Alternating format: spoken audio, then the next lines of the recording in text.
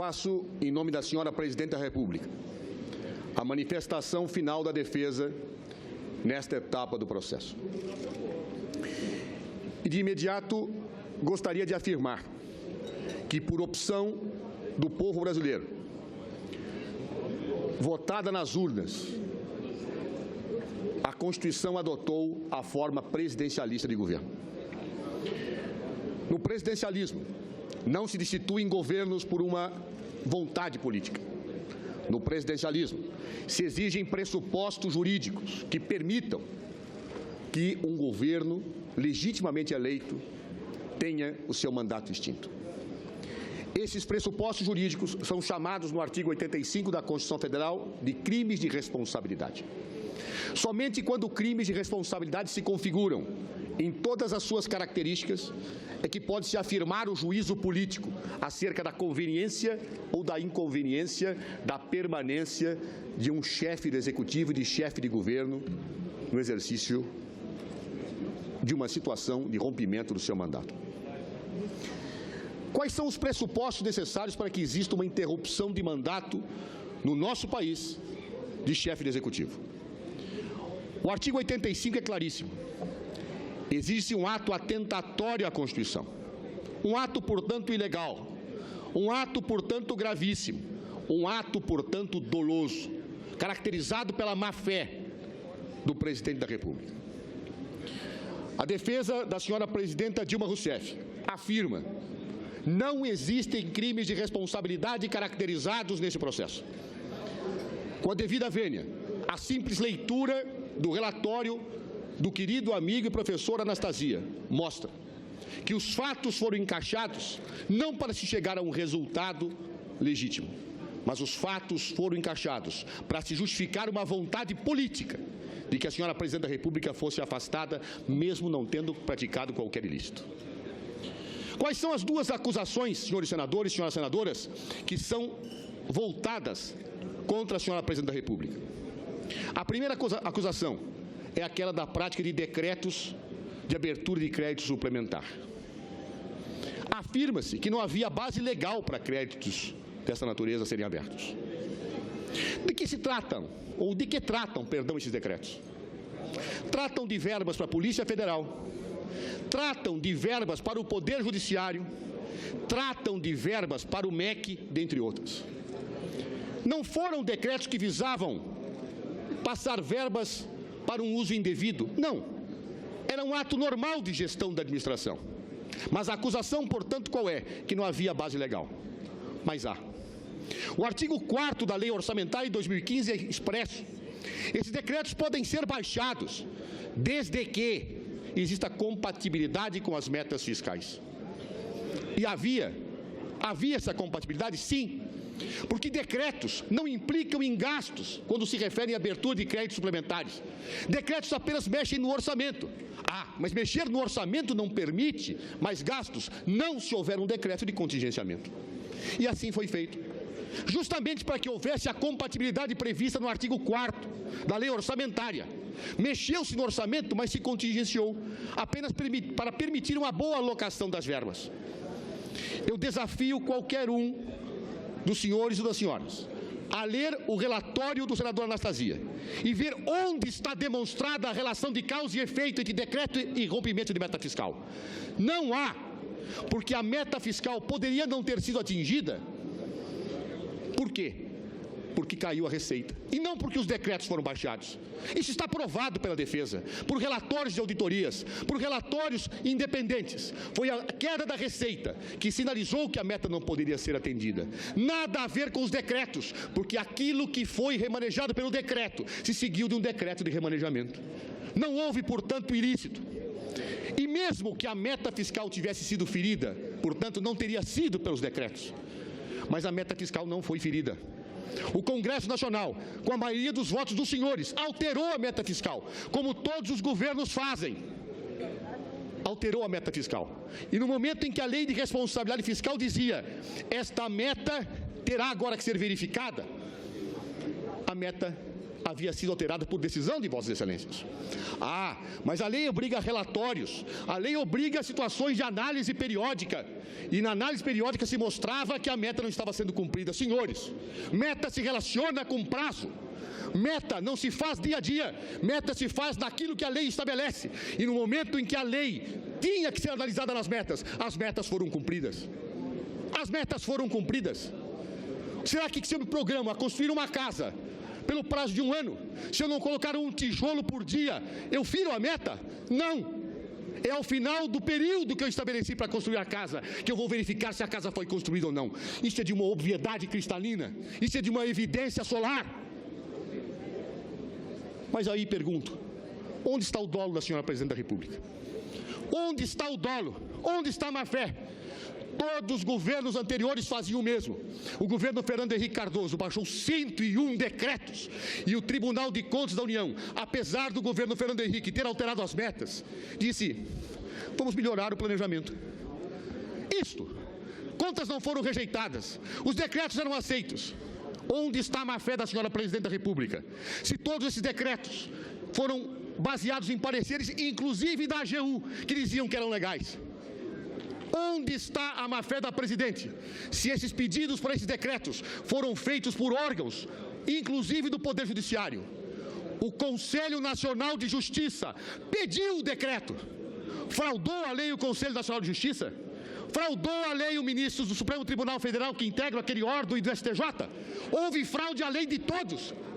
Bem, pune-se a Presidente da República por uma fraude que não existe. E as chamadas pedaladas fiscais? No que consiste? Num atraso de pagamento ao Banco do Brasil.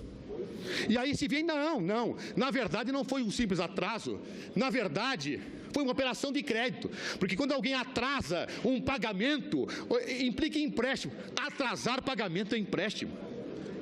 De onde se tira isso? Não é da lei de responsabilidade fiscal que se alega teria sido vedada, ou teria vedado esse tipo de operação. Não, porque lá diz que a operação de crédito é proibida. E aí, para se justificar a situação, se diz, não, por favor, não. É que o conceito de operação de crédito, a lei de responsabilidade fiscal, é diferente do conceito de operação de crédito das outras leis. E por que a lei, então, não disse isso? E por que, então, não se dizia isso antes? Note, senhores, tanto no caso dos decretos, como no caso das pedaladas, nos dois casos, o Tribunal de Contas da União admitia aquilo, mudou de opinião, e no momento em que ele muda de opinião, o governo seguiu a lei ditada na orientação do tribunal. Não foram praticados atos depois que o Tribunal de Contas mudou de opinião. Não foram editados novos decretos. Não houve pedaladas. Ou seja, se pune, ou se quer punir uma Presidente da República legitimamente eleita por algo que ela fez, que outros governos fizeram, que era tido como legítimo pelo tribunal, e que depois, então, retroativamente se quer penalizá-la. Punição retroativa. Só na Idade Média acontecia isto. Muda-se a lei e pune-se o passado depois da mudança da lei, antes da mudança da lei. Como é possível isso, senhores parlamentares? Só uma explicação para isto é dada. Se quer construir teses, se quer amoldar conceitos, se quer construir uma fantasia retórica para afastar uma Presidente da República legitimamente eleita, por mera vontade política, por ela não ter a maioria do parlamento, por estarmos numa crise. O que estamos construindo no nosso Brasil? Quem terá condições de governar daqui para frente, se pretextos podem ser utilizados para afastar um Presidente da República legitimamente eleito? Ouvi, senador Lindbergh, outro dia, de uma autoridade internacional, me disse, a se consumar o impeachment com essas acusações, o Brasil terá se transformado na maior república das bananas do planeta. Senhores, há que se olhar a história e há que se verificar como começou esse processo de impeachment. Esse processo de impeachment começa com um pecado original, que ninguém enfrenta no mérito. Ele começa com uma decisão de Eduardo Cunha, que ameaçou o governo para obter votos para sua liberação no Conselho de Ética. Isto foi arguído pela defesa na Câmara, foi arguído pela defesa no Senado, foi arguído no Judiciário. E ninguém diz o contrário. Ninguém disse que Eduardo Cunha não ameaçou e não abriu com chantagem esse processo. Ninguém disse. Inventam-se, criam-se, defendem-se teses para não examinar o problema. Houve uma posição da jurisprudência que não permite analisar isso. É uma situação que efetivamente não deve ser analisada nesse processo. É uma questão que não pode ser analisada em mandado de segurança, mas ninguém nega que foi uma ameaça e uma chantagem. Nem o próprio autor da denúncia, Miguel Reale, que disse é uma chantagem explícita. Ninguém nega que há desvio de poder. Ninguém nega. E por que não nega? Porque todos sabem que é verdade. Que esse processo começou com um pecado original, que começou com uma vingança. Se Eduardo Cunha não fosse o presidente lá, jamais ele teria sido iniciado. Todos os senhores sabem disso. Jamais estaria esse processo aqui e eu fazendo essa defesa agora. Se Eduardo Cunha, com seu desvio de poder, com a sua chantagem explícita, com o seu agir degenerado, não tivesse efetivamente colocado esse processo para andar. Nós sabemos disso, o Brasil sabe disso, o mundo sabe disso e ninguém responde a isso. Não há resposta. A resposta seria a nulidade desse processo. A resposta seria a absolvição da senhora Presidente da República. A resposta seria o reconhecimento óbvio que nós vivemos no Estado de Direito e que um presidente legislativo não pode ameaçar um presidente da República, chantageá-lo e esse presidente ser afastado. Não pode, mas há uma complacência. Há uma complacência em relação a isso. E por quê? Digo que há esta complacência. Porque isto não é manobra. Isto não é artimanha. Desvio de poder, ele fez lá, mas o processo tinha que andar. Mas quando a defesa usa argumentos normais de qualquer defesa, quando pede anulação do processo, aí não pode parar.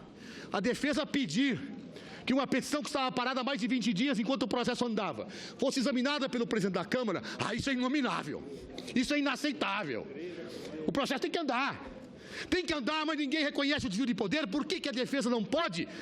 E o vício de origem pode. Por quê? Porque se quer afastar a presidente politicamente, porque se quer uma decisão política, e aí que se teme a palavra golpe. A palavra golpe. Quando eu a usei, fui recriminado por parlamentares. O senhor não pode usar a palavra golpe. Não posso. Por que não posso? Não vivemos mais na ditadura. Se eu tenho a afirmação que a Constituição está sendo desrespeitada, se eu tenho a afirmação que existe uma violação e que a melhor forma de traduzir essa realidade é uma expressão de todos conhecida, é golpe, por que eu não posso usá-la? Quanto mais uma palavra se aproxima da realidade que se quer esconder, maior o incômodo que o seu uso traz. E é por isso que dizem, a tese do golpe é esdrúxula. Esdrúxula, por quê? Porque todo o procedimento está sendo seguido de acordo com o Supremo. Procedimento? Não há procedimento sem substância. Se não há crime de responsabilidade, façam o processo com o procedimento mais perfeito do mundo. Sigam todos os prazos, as formalidades. Um processo existe para garantir a substância. Processo na sua forma, sem substância, não serve para nada. E aí dirá o relatório do senador Anastasia, onde já se viu golpe com direito de defesa. Eu já vi muitas injustiças na história, muitas praticadas com direito de defesa. Ou Sacco e Vanzetti não foram punidos com direito de defesa e com respeito aos ritos processuais dos Estados Unidos da América, acusados injustamente apenas por serem idealistas, foram condenados. E os processos de Moscou seguiram todos os ritos. No entanto, foi consumado um verdadeiro crime contra a humanidade. Há golpe com direito de defesa, justamente para simular a sua legitimidade. E é o que ocorre nesse processo. Por isso, senhor presidente, para concluir, afirmo, está-se nesse momento condenando uma mulher honesta e inocente. Se está nesse momento utilizando um pretexto jurídico para acusar uma presidente da República legitimamente eleita de atos que todos os governos anteriores praticaram, se está cometendo uma injustiça histórica, se está condenando um inocente. E eu agradeço, senhor presidente, à presidenta Dilma Rousseff, por ter me dado a oportunidade de fazer essa defesa. Agradeço, porque a história escreverá o que aqui aconteceu. E no futuro, quando meus netos, me perguntarem: avô, de que lado você estava? Eu direi: